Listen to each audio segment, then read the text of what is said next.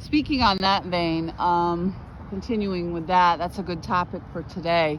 You know, people fall on hard times. I had this Andrew, this caseworker from social services, kind of pathetic.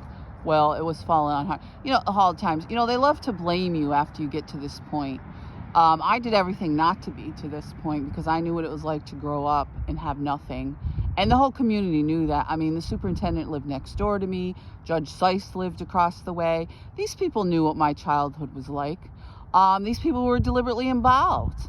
We have enough people that grow up in poverty in hard circumstances that do find themselves in these situations. They don't have enough food. They don't have a place to live. It's hard to get a job. It's hard to get education and training that you need to deliberately do this to someone. For my community to get together and deliberately do this because somehow we're so affluent and it's a joke, so we can control real estate, we can control everything. We're gods unto ourselves at this point. Is truly so egregious. I'll spend the rest of my life now talking about it. I mean, I called this cousin of mine, well, you keep talking about sexual assault. Well, let me tell you something, and this violence, domestic abuse. Let me tell you something. That's what I have to do now because these people are so affluent. They're living in $1 million homes, $2 million, $3 million homes up top. But I can't get a room down here, which I deserve a lot more, rightfully.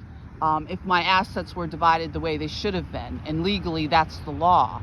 But they make up all this filthy stuff, and this is what they're doing. And then they circle around, they call the cops no matter where you go. They've been sitting here waiting to call the cops. There's no place to go to sleep, to rough sleep, without the cops showing up. This is a vacant corner.